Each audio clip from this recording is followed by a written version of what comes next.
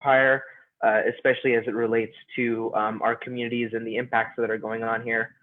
We've seen it rampantly increased, and we want to make sure that we're highlighting the community, the impacts, all around, from economic to health to environmental.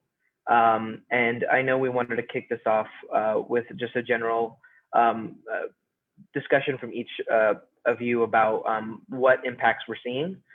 Professor Ellen, I know you had a presentation that you wanted to go forward with. Do you mind kicking us off? Oh, you're muted. Sorry, let me share my screen. Can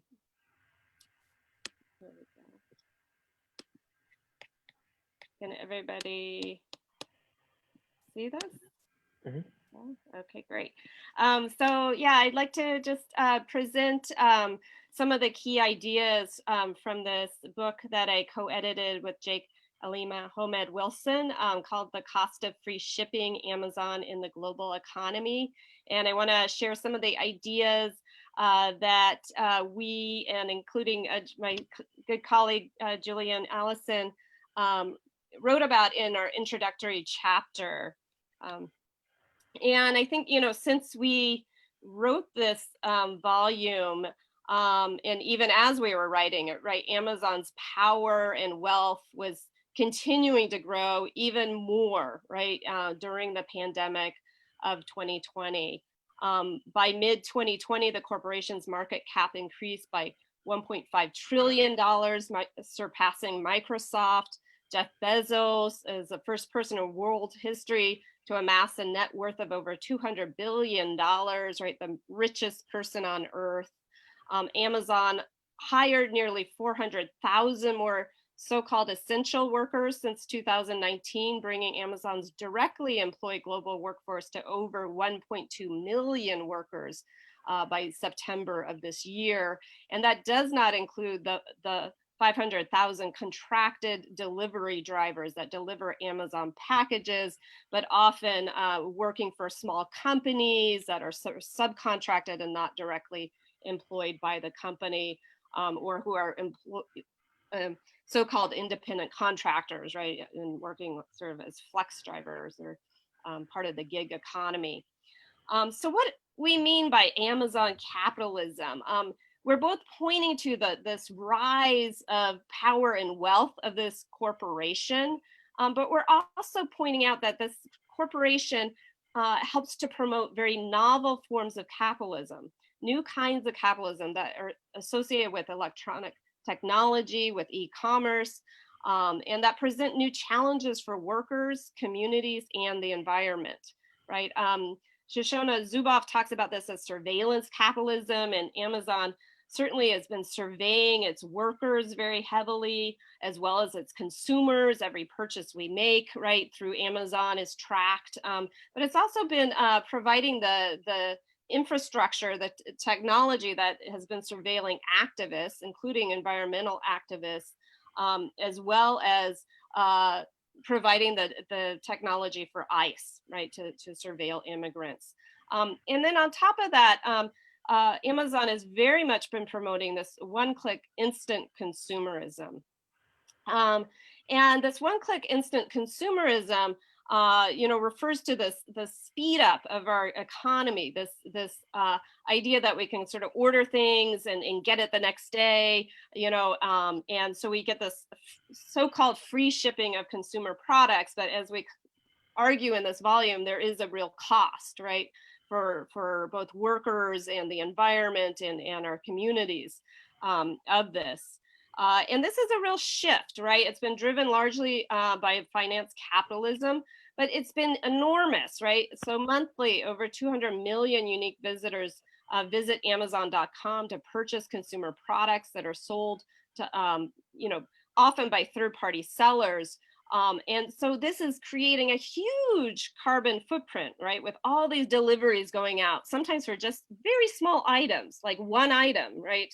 You get, and this is happening over and over and over again, right? And it's very visible in all of our communities, right? All of the delivery drivers, providing all of these goods, especially during the pandemic. And this drive to deliver goods very cheaply, very quickly, has made Amazon a leading logistics company, right? It's not just a retail platform, but it's a logistics company, and it's been relying largely on independent contractors rather than unionized drivers to deliver its goods, or it's relying on these very small companies, right? Rather than directly employing the delivery drivers. And, for them, it means, not good working conditions. They usually don't have benefits.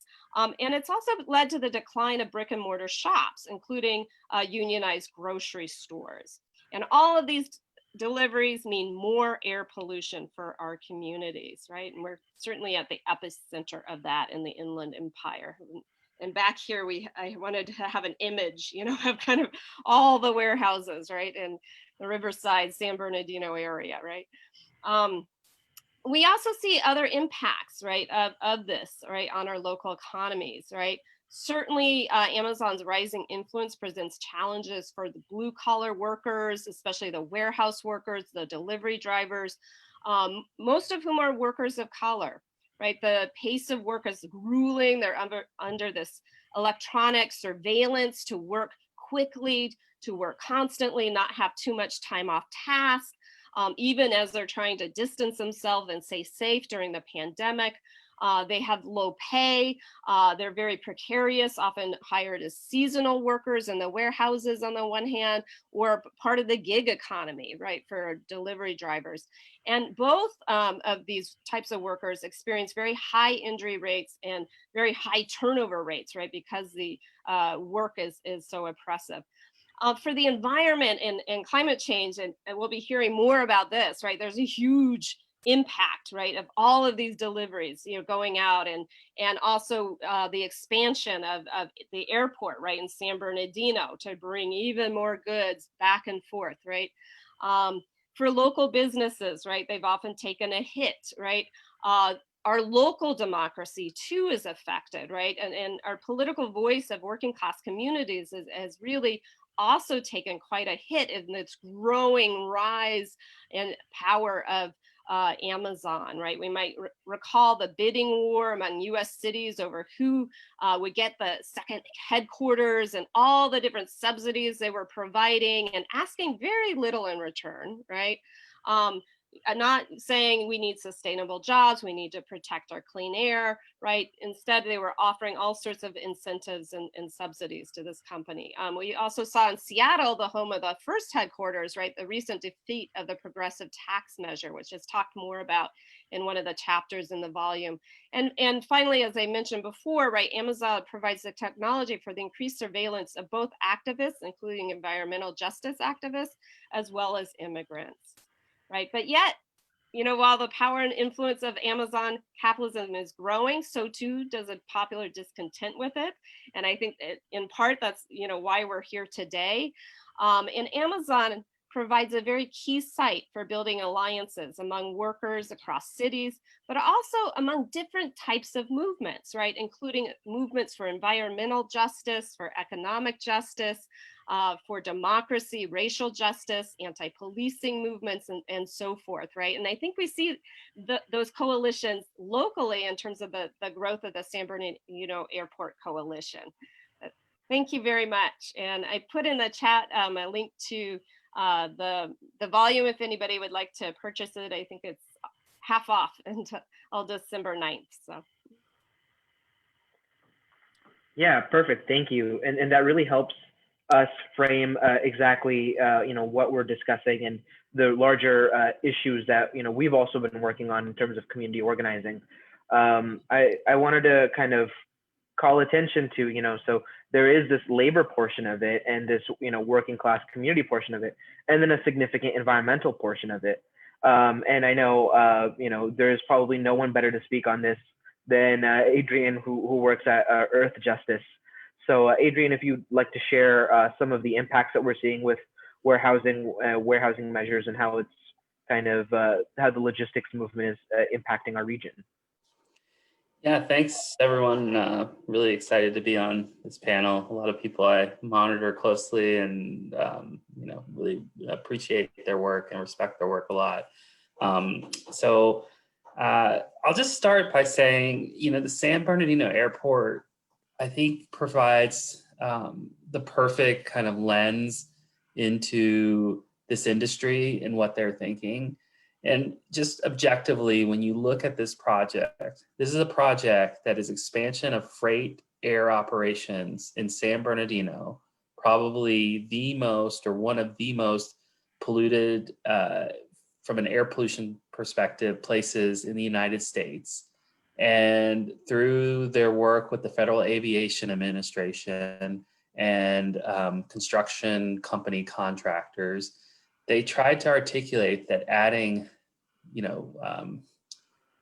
26 extra planes, hundreds, if not thousands of trucks per day, construction equipment in one of the most polluted, if not the most polluted regions of the country had no significant air pollution impact. They also tried to claim that this facility had no significant greenhouse gas impacts. And they did this for a whole host of other environmental impacts. And it just shows kind of the misguided notion often from the freight industry that they can continue to expand in Southern California and in the Inland Empire and not be accountable for their harms that they're causing. We have some of the worst air pollution in the region, and it's probably the worst in the Inland Empire in places like San Bernardino because of the freight industry. And don't let them argue otherwise. Even companies that want to have an eco-friendly kind of image, when you look at it, the impacts are real. We've seen so many projects come up throughout Southern California, but particularly concentrated in San Bernardino and Riverside counties around warehouse developments. And, a lot of times when these projects are pursued, they're done in a haphazard manner where they're trying to minimize the environmental harms that they're going to cause. We've seen projects that will add 70,000 vehicle trips on the 60, and 14,000 of those being trucks, try to claim they have, slight impacts. It's not going to harm. It's not going to cause more cancer, cause more respiratory harm. It's not going to impact greenhouse gas emissions. And, it's this brazen kind of attitude of this industry that is causing a lot of harm. I think the other kind of context to keep in mind is, we're kind of playing whack-a-mole here, where we're trying to push back on all these developments, which is important. But we also have to recognize we have such a built-out freight infrastructure that's currently harming millions of breathers in the region, that we've got to figure out solutions to address those harms. And that's why CCAEJ, along with a lot of other groups from the Impact Project, have been pushing hard on this concept of indirect source rules that the South Coast Air Quality Management District can adopt. And what this will do is it will take what is largely an unregulated industry like warehousing. Obviously, they have some regulation that are just apply to every building, some fire safety, a few kind of things, but it's pretty much an underregulated industry because they've evaded regulation and kind of the focus of regulators for so long. And what it would do is it would put requirements on all these existing warehouses to start to implement cleaner technologies. And our hope is, and what we're pushing for, extensively start to push more at zero emissions in those facilities. And so that's an important kind of regulatory tool that one of our oldest environmental statutes, the Clean Air Act, allows for breathers to pursue through their regulators. And so that's another, angle that I think is important. Final thing I want to talk to folks about is just kind of from a regional planning perspective. So, through federal and state law, there are all these planning that we have to do to advance, transportation planning, deal with housing issues, and a broad range of things. And I think one of the things that I think we need to start working on as a progressive movement to push on is this, kind of the factual predicate or basis of all of this is that we need to continue stuffing more freight through our region, and that is inevitably a good thing. And I think we need to really make sure that, one, that policy decision is well informed, and then two, I think one of the important things is it can't just be a free pass from a pollution standpoint.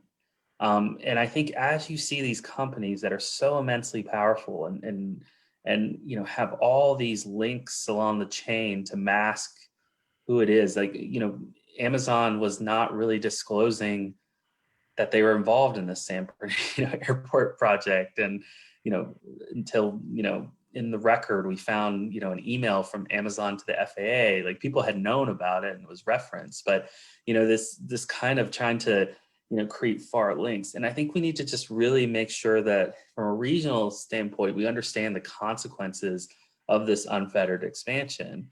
And I think just allowing people to get away with generically, this is a jobs versus environment debate, does all of us a disservice. And really, I think the way it's currently happening is a disservice to people who work in the industry and a disservice to everyone who breathes. And so until we start really pushing back on this notion, I think, we're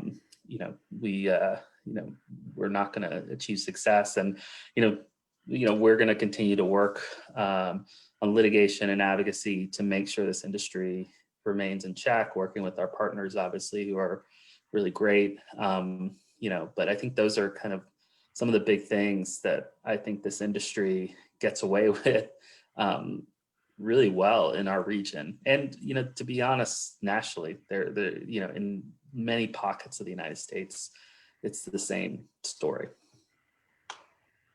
Right. No, thank you for that, Adrian. And it's so important that we understand, these other facets and these other elements of it.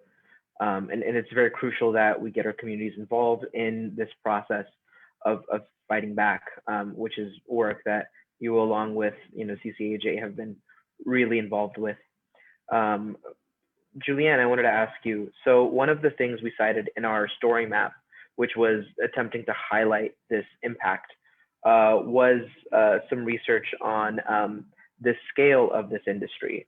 And so I wanted to ask you, so we quoted you, more than 598.3 million tons of freight valued at $1.7 trillion moves from Los Angeles and Long Beach megaports through the region of Southern California, 1 billion square feet of resources and distribution annually. So those are a lot of numbers. Would you help us maybe make sense of like the level of scale that we're seeing of warehousing? Huge, huge. Anyone who has lived here for any amount of time has been able to actually see how much more space the warehousing has taken up, just physical space. And then you add to that all the movement in between it. So one of the things that I've been looking at, and I'm going to give a nod to Adrian in just a moment, is that this didn't just happen. It was by design, right? So the ports were, when the ports went in, one of the things that they did immediately was to hook the rail lines directly to the ports and move them in this direction. Likewise, the freeways were built to bring goods out of the ports and into greater Los Angeles, and Riverside and San Bernardino count as part of that. So it was designed to do, it didn't just happen. It isn't just like there's a bunch of cheap land out here just by happenstance and the freeways are just here. From the 1940s onward, it was designed to do this. And then when you look at the environmental impact statements, I just happened to be reading the airport one this morning. But for other developments, you can read these, and they're very cagey. And like, this is where I think I've given a nod to Adrian. He may be able to kind of comment on this. What I see repeatedly is less a story of we're going to build this development and it's not really going to have an impact, but more of, well, in this area, we don't have any coastal resources we need to protect. And we don't have a lot of habitats to protect because the endangered species are outside of a special buffer. And we don't have forests. So they set it up as this perfect place for going on to expand. And even when you look at things like air quality, it isn't that, oh, this is, that it's less a story of we're not going to increase poor air quality, increase emissions, but it's already a mess here. So this little bit that we're adding isn't going to make it that much worse, right? People are already dying. So what are a few, 100,000 more than that? It's not like they're building this by the beach. So it's almost like by design, we have taken a small problem and allowed it to be very, very large. And then the last piece of the puzzle is the community action piece of it. For a very, very long time, the expectation was that relatively economically disadvantaged people of color were not going to say anything. We're not going to fight back. And so the actions that we're seeing now, and increasingly since the 80s, are a big shift in the expectations for this area, and a very positive shift. So I guess to kind of sum up, it's huge. It's by design. They're looking at expanding in an area they already don't care about, anticipating little to no resistance from the people who live here. Right. Thank you for that. And as this is something that community knows. They're surrounded by these warehouses and the health impact, on a day-to-day basis, and they're seeing the impacts of these. And I guess really quickly, I wanted to turn it over to my coworker and ally, Ivette, who can really speak to the policy work, the groundwork, whose work here is incredible, and who's really been serving in this space for a really long time. Ivette, if you could tell us about some of the policy work and some of the groundwork that communities have been doing to resist the encroaching movement of the logistics industry. Yeah, no, thank you all for sharing. It's always, so empowering to hear that a lot of us are working on it at very different angles, right? Because that's what is needed. And I think that's something that we really try, at least in the inland region and in the different communities that are organizing. I've seen a lot, and I really admire is the fact that it's a very circular, right, movement. We work together as different research institutions, the community, legal support, policy support. It's not like one doing the work versus the other. And I think that's kind of one of the bigger pieces, right, is that we all are in it together. We're all breathing this air, and this is impacting all of us. And not just the inland region, but the whole South Coast region, and really all of California and the nation, right? We see the logistics expanding to the East Coachella Valley, to the Central Valley. And that's something we don't want as community in the IE to happen in those communities. We don't want them who are already, environmentally burdened as well, like us, to experience what we're experiencing now and continue to experience. Actually, just last night, I got this little postcard in the mail, and it's from a warehouse project proposed here in Moreno Valley, asking me to send in my support for this project. And I wanted to share it because they're really buying on the COVID-19 and saying they're saving Moreno Valley and they're saving us with jobs by proposing this warehouse. And that's really the narrative that as community members, and we continue to hear, right, is how Amazon and other entities have gotten into our communities and continue to get into our communities, because it's that narrative that we need jobs, and these are the jobs that are just the only that are available in the Inland Empire. And so we as community need to deal with it. But that's not the reality, right? We as community know that we deserve sustainable jobs that are going to give us a better life in our health and our mental and physical, and the respect, right, that we need. Not something that is temporary, where you have to go 6 months working in a warehouse and then switch over to another one, and you're in and out and in and out. And that's not sustainable for anyone. And 10 years from now, we'll have automation, and what's going to happen to all the community that was really dependent on this, right? Because they were told that this was the only, industry that could really flourish in the inland region.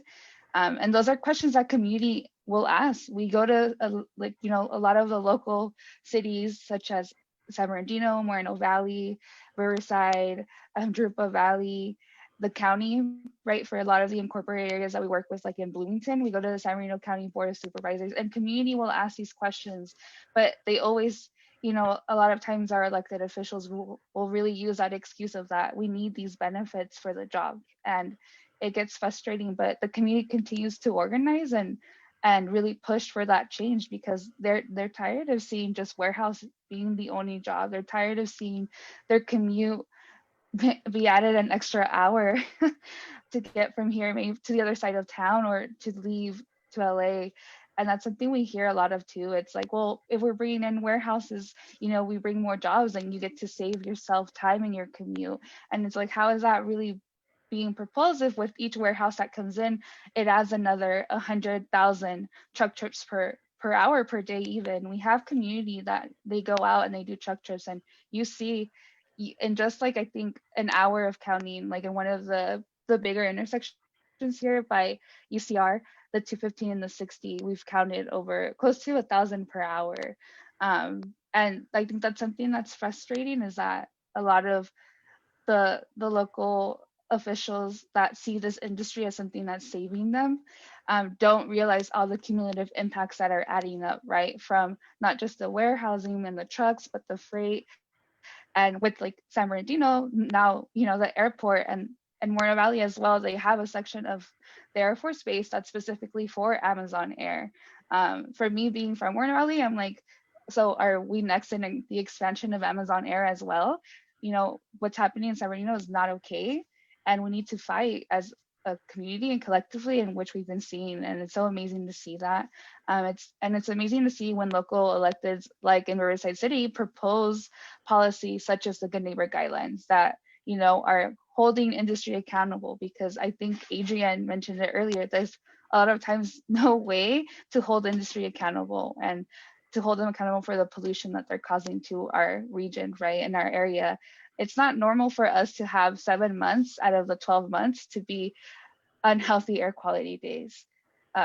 My whole family suffers from asthma, and it's not a surprise, because we've been living in the region for a long time now. And I don't want that to be the case for everyone, where it's a normalized thing to not be able to breathe, right?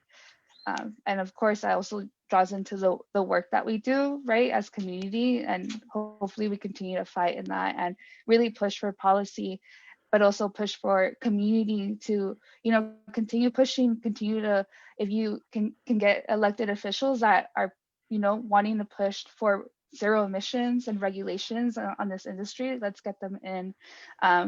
Support their indirect source role right now, right? That's something that we really, really need. And then, statewide, we're really working with CARB on the advanced clean fleet rule as like a sub of the advanced clean truck rules. And that's really important. And so I know, unfortunately, sometimes with our communities, there's just a lot going on, right? The hidden costs that occur, mostly with COVID-19. You have a lot going on with your personal life. Mostly when you're in a disadvantaged community, you're dealing with these costs that don't get accounted for, of having to live in a community that has really bad air. There's so many folks that are really afraid to even leave their house, or have no choice but to leave their house, and have asthma and are dealing with these consequences. And so it's really important. And it's great to hear other folks really talk about like how big this really is and how we need to hold them accountable. Yeah, no, perfect. Thank you. And it is really one of those facets where the overall cumulative impacts are just kind of absorbed by the community in ways that or just don't get put into the narrative. And so this is one of the largest issues. Something you brought up, Ivette, that I wanted to revisit was the impact of COVID-19 and the pandemic on the growth of warehousing. So there's a multiplicity of reasons, right? There's massive unemployment that we're seeing. We're also seeing increased reliance on e-commerce as people, because of lockdown, are not able to go out, so they're shopping online. And we've seen so many impacts from this. So as a general discussion question, I was hoping we could kind of talk about the impact that COVID-19 has had on this issue. Adrian, if you want to lead us off. Yeah. I think this pandemic it's an interesting time for the freight industry, because I think, especially in Southern California, back in the 2000s, especially around the ports, they were caught really flat-footed, where they were really not doing anything from an environmental standpoint.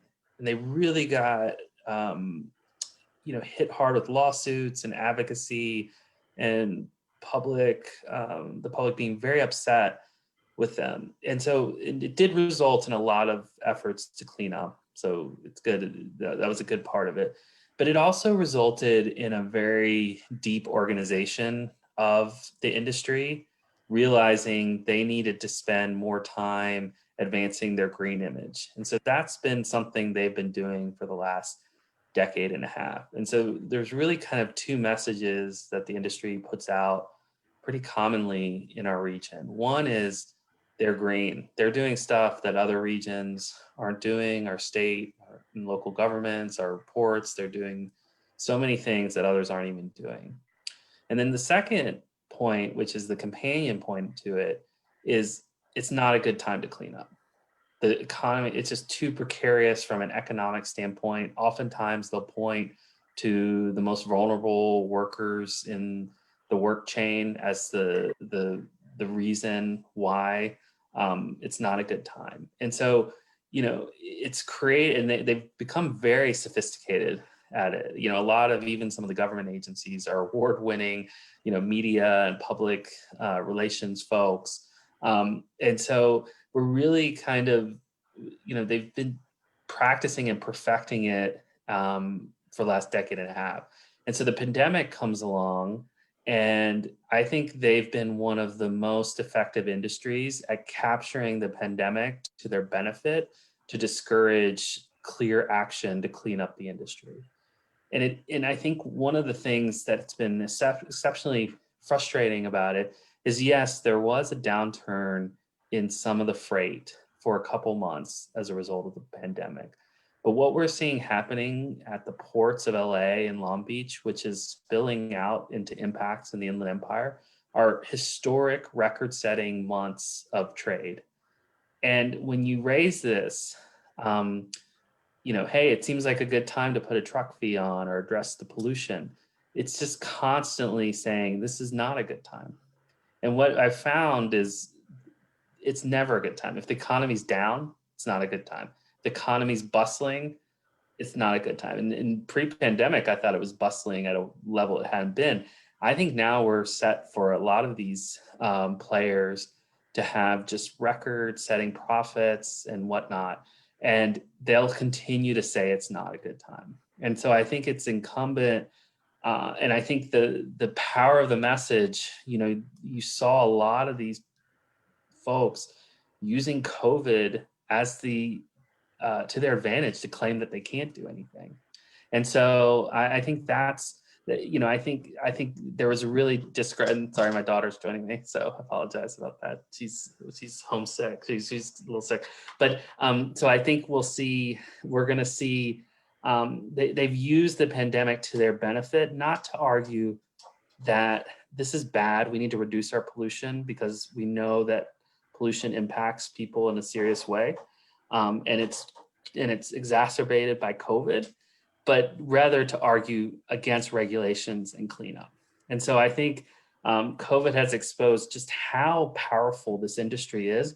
And I think it exposes how much we need to do and how we need to enlist people like my daughter to come help us. So sorry for the person climbing on me as I'm presenting. Adorable. No, yeah, thank you for that. And Professors Reese and Allison, if you have any thoughts, feel free to share. Yeah, and I think that you're right that with the pandemic, right, we've seen increased reliance on e-commerce, right? A lot of people, feel afraid to go out and shop, right? Because of COVID and the risks of being exposed to it as they're out shopping, and so increasingly people have been ordering goods at home and relying increasingly on those free deliveries, but that really does come at a cost. And although it might keep the consumers safe, for the workers, right, they're putting their lives at risk, right, going to work. And there have been various protections put in place, but not enough, right? And Amazon has come under fire from workers around this. And in fact, there were legal complaints, with Cal OSHA determining, that there were health and safety violations, and the company was not doing enough to provide health and safety training that was sufficient during the pandemic. So I think, and then I think Ivette is quite right to point to the fact that, that the other side of this is all these deliveries going out, right? And that means more air pollution. That has a public health cost, right? And the public health cost is very high asthma rates. And that's one of the pre-existing conditions that makes you more at risk of COVID and having it have more serious impacts on you, right? So these are very intertwined issues. And I loved how the Billions Off Our Backs report really ties these issues together. Thank you for that. I think that's important. And Adrian alluded to the growth in imports coming in through the ports, right? I mean, he's not kidding. Like there was a drop and then like a 24% increase. And now they're both Long Beach and Los Angeles are going gangbusters. They're at 9-10% over last year's levels. So we're talking about a lot of freight. Ellen and I, when we first started collaborating, we talked a lot about a BlueGreen kind of coalition, the environmentalists and labor, as opposed to buying into the narrative that these things were separate. And one of the things I've seen during this COVID time is a powering down on, powering up on that division, where the idea of, sort of the protests having to do and the actions having to do with the health and safety of workers, right? We're seeing a lot of that, but much less in terms of the economy, because the bigger narrative is we have to get the economy going. So anything that's going to push that forward, we can't possibly, push back against. I haven't seen it yet, but I'm sure we will be able to tie the COVID sicknesses and deaths in inland Southern California to the increased pollution. I know that I know that we could go pull the data and we could find correlations now. I'm not sure that we're to the point of being able to see that causation, but it's coming.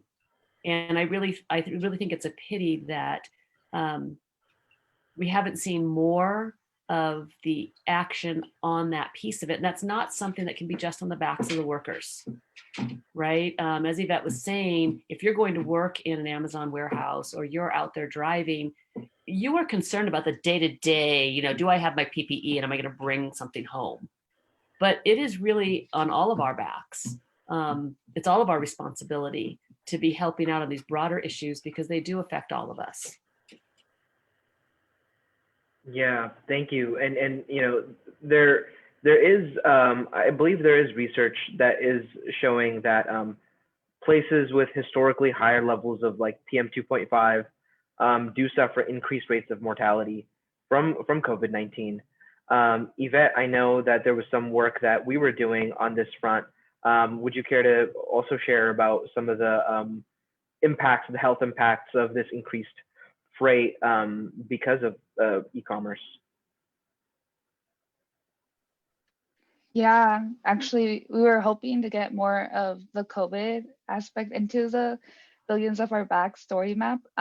But, like y'all mentioned, the research isn't completely there, but we were talking to different researchers, like from UCLA and just that work on a state level too, on the public health aspect. And they were saying that they would be able to see more of that research in the upcoming year. But they were really, really curious for the Inland Empire specifically because they know the historical impact of the air quality here and of particulate matter and of ozone. And so that's something that they were very much interested in, and why they wanted to kind of reach out to us in the inland region, because they're like, we know we're going to see some correlation there, right? And it's like, what can we do with this data afterwards? Is that the data that's going to finally get, our elected officials and the industry to say like, okay, I guess the health aspect is a big deal when we've had that, we've had that data, and to even mention that it's inaccessible for a community. We do have the Cal Enviro screen, which is really great and it's been a great tool that a lot of us use. But anything to know where a warehouse is located isn't accessible. If I wanted to look up where the warehouse is near me, Google wouldn't give me an accurate look at them. I would just have to know from memory, like, oh, I know this one's down the street, this one's over here. And a lot of times, that's not okay, because if we were to have that data, or if we had those visual images like we saw in the story map, you see that change, you see how spatially concentrated it is in specific communities in the IE, like in San Bernardino.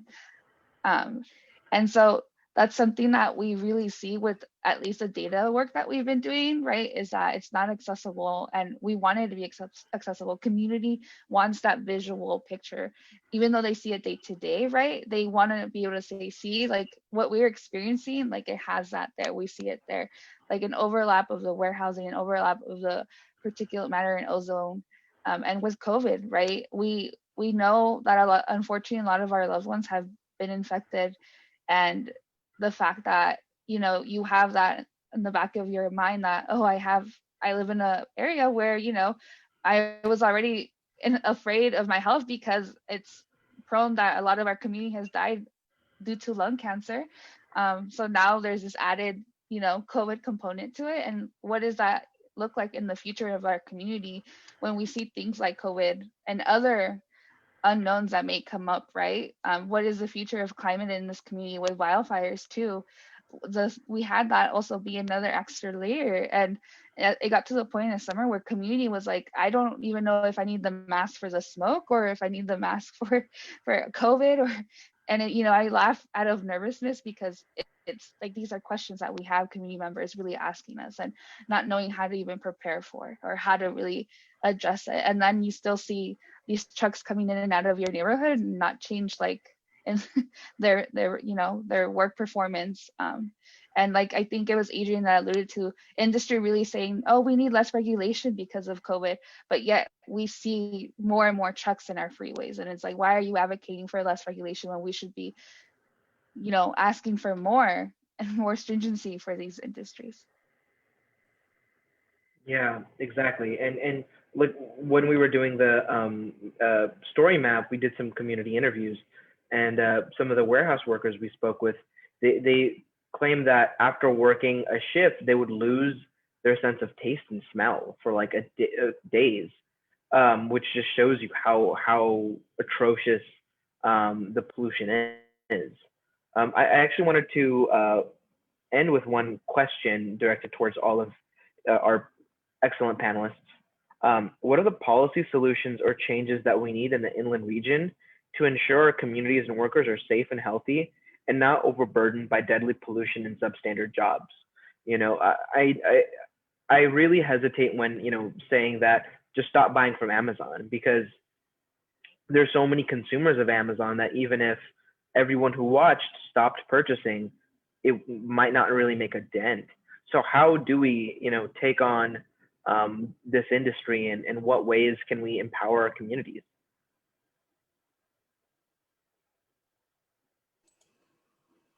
Well, I'm happy to start with some thoughts. I think the key here is the other thing that businesses, especially various lobbying groups for businesses have been, especially large businesses, have done for a long time, is try to vilify the concept of mandatory requirements and regulations.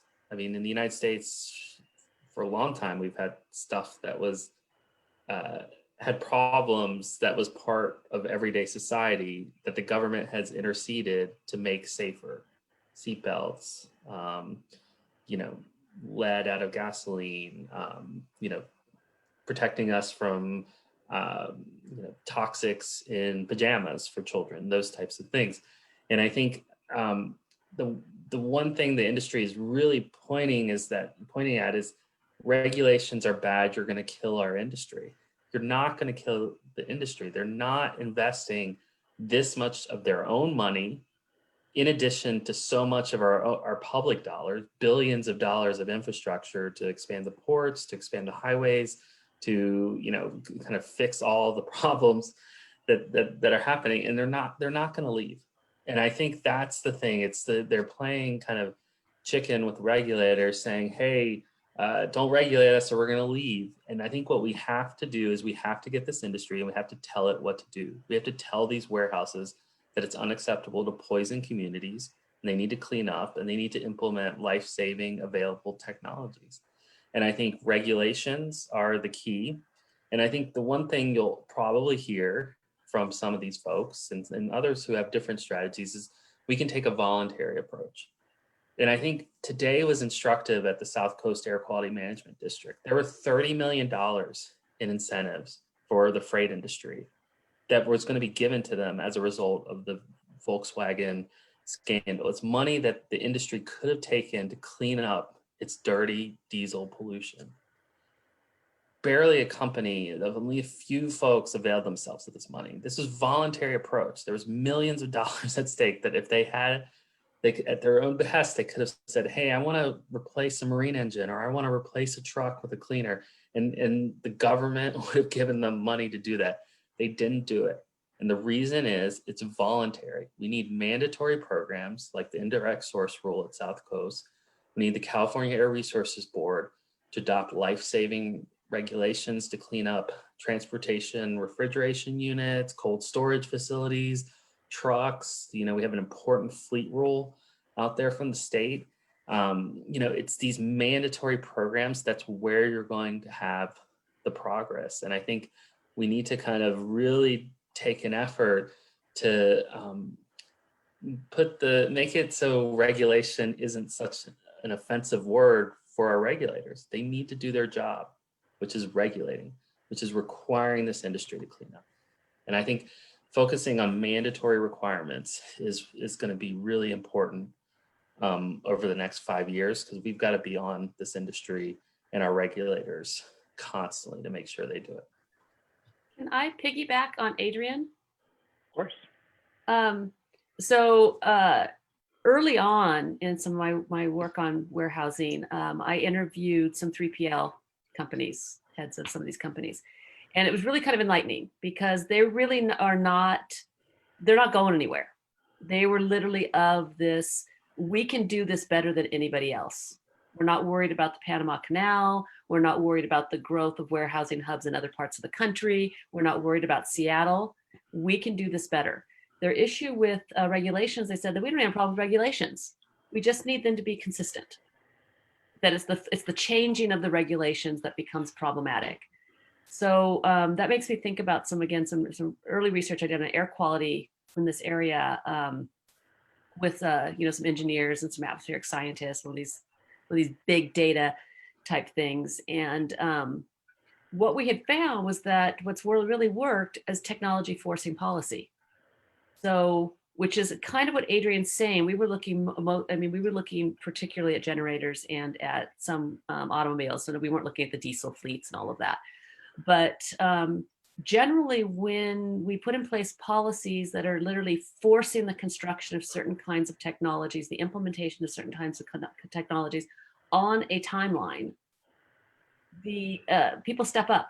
They know what's coming. They know when it's going to be ratcheted up again. They know all of those things and react well. And that's how we were able to do things. I mean, going all the way back from the installation of catalytic converters, all the way through to the miles per gallon, to the changes in the fuels. All of those were things that were put in place saying, we're going to do this, and you need to come up with the technology to make it possible by this deadline.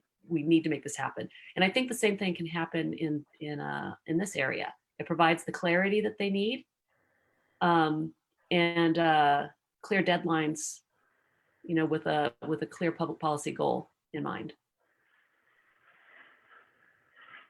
Yeah, thank you for that. And that really does help kind of frame the way we should be pushing for policy. Ivette, would you have something to add as our policy specialist here? I'm laughing because Adrian's like, technology forcing regulations, place it on t-shirts, because it's so true. We really, really need that. Voluntary and incentives can only get you so far. And we need that support mostly on the enforcement. Like, once we have these great policies kind of coming in, we've seen that the enforcement also becomes an issue, mostly for areas like ours in the inland region where we don't have the resources that other areas may have, right? We don't have the resources to really regulate that enforcement that these industries are following, right? And so when it becomes voluntary and incentives and you don't have that enforcement support, you see a lot of the industry just getting away with it. And that's why we need policy that is mandatory, because we don't have that resource for the enforcement when it's voluntary and based on an incentive way. And that's something that we really, really push for, right? It's that we want to see more of that enforcement. We want to, when we look at these rules that CARB presents, right? Like the Clean Fleet rule right now, it's like, what is that mitigation going to look like? What is that enforcement of that rule going to look like? We want to make sure that they're, having themselves accountable to. And that's what we really push for, at least in the EJ voice, right? Because that's what our communities want to see when it comes to the zero emissions technology. But we also want to make sure that this technology is not hurting the individual. Like, we have a lot of truck drivers in our communities because of the industry, right? And so that's also something that we really have to look at too. And I know folks had mentioned already, is the labor piece.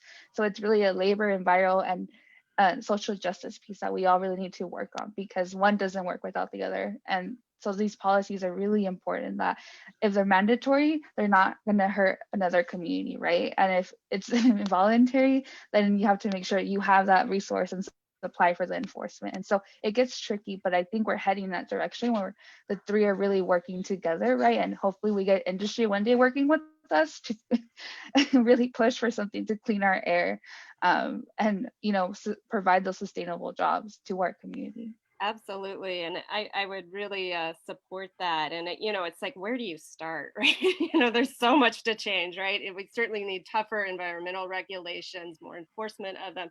But also we need to tax people like Bezos, right? The richest man on earth, like the wealthy, and reinvest in our communities, right? Why is it that, so many people have to go work in these warehouses and delivering goods and et cetera? I think we have to rethink what our economy is about and how we can reinvest in our communities, right? So that we have sustainable jobs, right? Both environmentally, but also on the labor side too, that these are, living wage jobs. These are stable jobs. These have good benefits for people. And also that, workers can form unions without facing retaliation, right? That we really have real labor law reform that empowers them to have more of a voice in their workplace. Because I think, as Ivette points out, our community members are the workers, and the workers are the community as well, right? They're not like two different, completely separate groups, right? And so empowering workers and empowering the community both are important and go hand in hand. Right, very true. This industry is not possible without the exploitative, methods that Bezos is using to make his billions, right? And that's why we named it Billions Off Our Backs. He's making his wealth off the backs of community members and laborers here in the inland region and in so many underprivileged communities. With that, we're reaching the end of our time. I wanted to thank all of our guests for joining us, helping to shed light, especially during this crucial holiday season where we're going to be seeing more online shopping migrating online, that, we can't just keep one-click purchasing.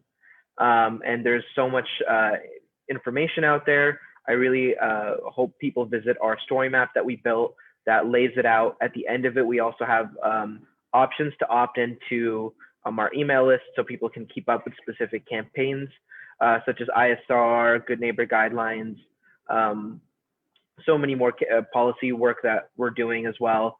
And as well, get a copy of Cost of Free Shipping. It's really excellent, and it will really open your eyes into the political economy of our area. With that said, thank you everybody for joining us, and happy holidays. Thank you. Thank you for attending, everyone. Thanks. It's good to meet everybody. Take care. Thanks, everyone. Thank you. Thanks, everybody.